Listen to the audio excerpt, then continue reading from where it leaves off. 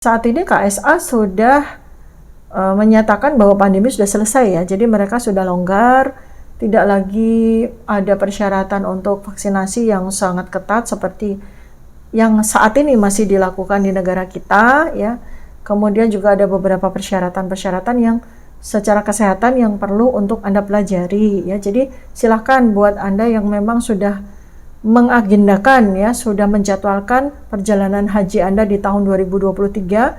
Sejak sekarang Anda sudah belanja informasi yang sangat detail ya, sedetail mungkin.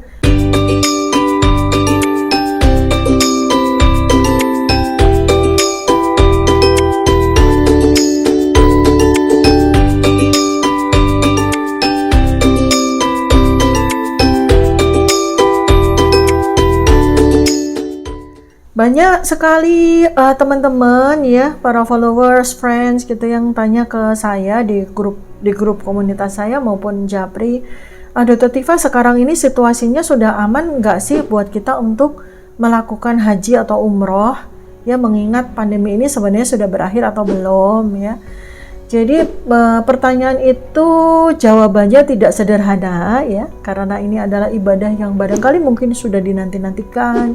Kemudian juga situasi pandemi antara satu negara dengan negara yang lain itu juga berbeda situasinya, berbeda kondisinya, berbeda risikonya, juga berbeda kebijakannya ya. Antara satu pemerintah dengan pemerintah yang lain itu kan berbeda-beda ya polisinya, karena polisi atau kebijakan itu kan mengikuti situasi dan kondisi dari negara yang bersangkutan ya. Jadi kalau kita bicara tentang haji dan umroh, perjalanan itu kan setidaknya akan melalui dua negara ya, negara kita dan negara kerajaan Saudi Arabia ya, KSA ya. Mereka punya kebijakan-kebijakan yang berbeda dengan negara Indonesia. Dari informasi yang saya dapatkan dari teman-teman para pengelola travel haji dan umroh, saat ini KSA sudah menyatakan bahwa pandemi sudah selesai ya, jadi mereka sudah longgar, tidak lagi ada persyaratan untuk vaksinasi yang sangat ketat seperti yang saat ini masih dilakukan di negara kita ya. Kemudian juga ada beberapa persyaratan-persyaratan yang secara kesehatan yang perlu untuk Anda pelajari ya. Jadi silakan buat Anda yang memang sudah mengagendakan ya, sudah menjadwalkan perjalanan haji Anda di tahun 2023. Sejak sekarang Anda sudah belanja informasi yang sangat detail ya, sedetail mungkin, terutama kaitannya dengan antisipasi pasca pandemi. Jangan sampai Anda menyesal, jangan sampai Anda kecewa, mengurungkan niat misalnya, andai kata pun ternyata Anda berkeluangan untuk berangkat haji, ternyata Anda karena untuk antisipasi risiko maka Anda mengurungkan. Tapi ternyata baru Anda tahu ya dari informasi bahwa di Arab udah oke kok, udah nggak ada masalah secara peraturan, persyaratan gitu ya. Ternyata tidak seketat yang dilakukan di negara kita. Nanti Anda kecewa ya, karena sudah terlanjur mengurungkan niat untuk haji. Padahal haji itu kan susah banget ya. Untuk sekarang ini haji reguler atau haji plus aja menunggunya sampai puluhan tahun gitu kan. Jadi saran saya adalah Anda pelajari baik-baik, belanja informasi seluas mungkin, tanya-tanya ke teman-teman atau kolega Anda atau siapapun yang representatif untuk Anda jadikan sebagai tempat rujukan Anda ya, apa yang terjadi di negara Arab Saudi, bagaimana peraturan mereka, bagaimana kebijakan mereka terkait dengan persyaratan-persyaratan pandemi. Kemudian juga ada pertanyaan juga kan, selain vaksinasi COVID juga dipersyaratkan untuk vaksinasi meningitis ya. Itu bagaimana ya dok? Apakah ada risiko KIP-nya, kejadian ikutan pasca vaksinasi untuk meningitis? Lalu bagaimana pertimbangannya? Apakah kita mengambil vaksinasi meningitis atau tidak ya? Kalau saya ditanya, ini khusus tentang vaksin meningitis untuk sebagai sebagai proteksi untuk ibadah haji, saya mengambil sikap Anda perlu sejauh apabila memang kerajaan Saudi Arabia itu memberikan persyaratan Anda untuk diwajibkan, katakanlah dimandatorikan Anda semua calon jemaah haji maupun jemaah umroh untuk mendapatkan vaksinasi meningitis ya. Karena memang meningitis itu bukan kuman yang endemis di Indonesia, jadi itu kuman yang barangkali mungkin tidak akan pernah Anda temukan di Indonesia sebagai suatu kuman yang endemis ya, very rare, sangat langka. Tetapi di situasi di mana banyak sekali jemaah dari ratusan negara, dan ketika haji itu kan jumlah jemaah itu bisa mulai dari 1 juta sampai 3 juta orang tumplek-blek di dalam satu kota, dan kemungkinan mereka berasal dari negara-negara yang endemis meningitis ya. Jadi itu menjadi pertimbangan yang kuat bagi saya untuk memberikan rekomendasi bagi Anda untuk mengambil vaksinasi meningitis ya. Karena Anda tidak memiliki antibodi karena Anda belum mengenal kuman penyebab meningitis itu ya.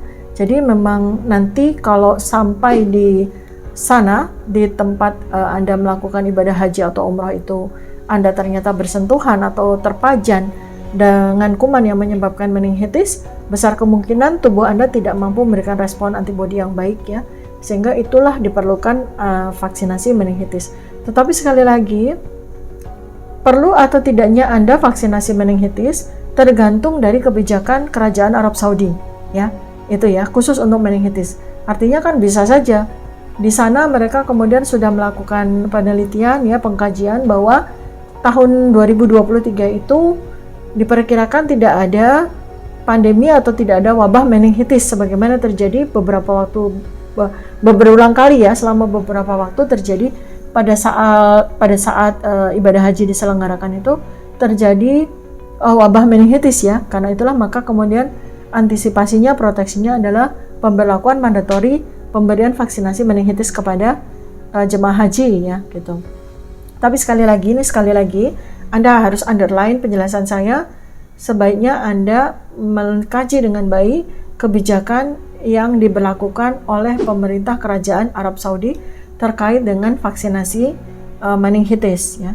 Kalau untuk vaksinasi COVID sendiri, Anda juga sekarang harus belanja informasi bagaimana kebijakan kerajaan Arab Saudi terkait dengan vaksinasi COVID ya.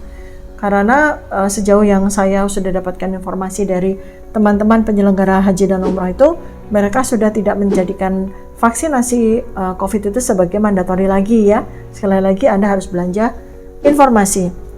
Kemudian soal umroh ya, soal umroh ini saya mau memberikan kepada Anda sudut pandang yang lain. Pertama adalah apabila Anda memiliki keluangan ya, waktu, biaya tentu saja, dan tenaga untuk menjalankan ibadah umroh, karena Anda sudah mendaftarkan haji Anda dan Anda mendapatkan giliran itu masih puluhan tahun ya, masih puluhan tahun gitu, sedangkan mungkin usia Anda sekarang sudah masuk ke usia sangat senior ya. Jadi Anda berpikir bahwa sepertinya ketika saya diundang untuk haji itu saya udah nggak ada gitu ya, karena udah umur 100 atau udah umur 90 yang mungkin secara kesehatan mungkin sudah tidak memungkinkan untuk menunaikan ibadah haji. Pada saat ini Anda memiliki keluangan budget untuk menjalankan ibadah umroh, maka saya anjurkan Anda untuk menjalankan ibadah umroh ya, supaya Anda masih punya kesempatan untuk menikmati bagaimana menjalankan ibadah umroh itu dengan baik. Tetapi bagi Anda yang ingin ibadah umroh itu karena Anda memang punya keluangan budget, keluangan biaya gitu, dan Anda sudah melakukan umroh itu berkali-kali, bahkan mungkin sudah haji berkali-kali, saya menyarankan ya Anda untuk memikirkan gitu ya, karena situasi kita di tahun-tahun sekarang ini yang sudah kita lalui, tahun 2020, 2021, kita sekarang udah mau mengakhiri tahun 2022, dan kita menuju kepada suatu transisi resesi ekonomi besar sekali yang terjadi secara global dan akan juga menimpa negara kita di tahun 2023. Maka pertimbangan saya ya untuk Anda semua adalah, karena ibadah umroh itu kan salah satu selain ibadah yang bagus, tetapi juga ibadah yang membutuhkan biaya yang besar.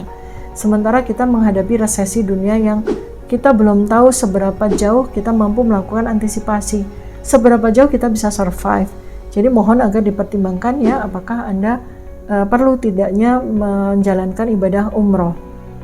Berikutnya lagi mengingat juga risiko, karena saat ini juga sedang berkecamuk perang dunia ketiga ya di negara Eropa sana, dan pasti juga akan mengimbas kepada negara-negara yang lain, dan itu juga menimbulkan satu risiko terjadinya instabilitas keamanan tentu saja gitu kan.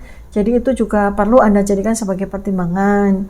ya. Kalau Anda menganggap tidak ada masalah, ya silahkan aja Anda berangkat ya. Tapi ini saya memberikan sudut pandang untuk sebagai tambahan khasanah wawasan Anda ya gitu. Lalu berikutnya lagi juga dengan itu ya, isu keamanan ya terkait dengan Perang Dunia Ketiga.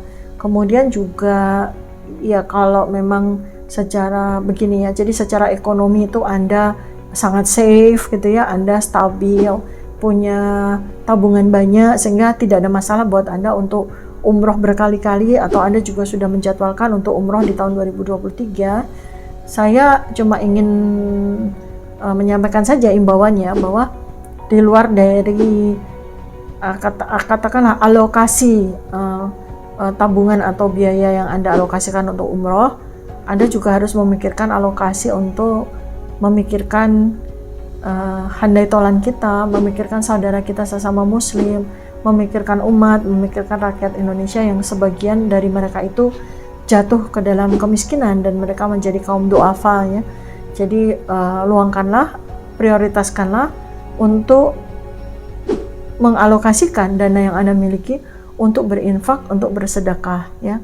Bukan kemudian saya ingin minta Anda mengurungkan niat Anda untuk umroh ya, bukan, sekali lagi bukan, karena itu domain Anda ya, wilayah privat Anda. Tapi saya sebagai orang yang menjadi pengamat dalam situasi sekarang ini, maka Anda ternyata katakanlah biaya umroh Anda itu Anda dapatkan dengan susah payah, kemudian juga Anda itu tidak berkeluangan gitu ya, atau Anda sudah melaksanakan umroh sudah berkali-kali, alangkah baiknya Anda memikirkan juga kaum kerabat, handai tolan ya, umat, rakyat Indonesia yang sebagian mereka yang dulunya tidak miskin akan jatuh pada kemiskinan, dan akan banyak sekali kaum duafa yang membutuhkan uluran tangan kita ya.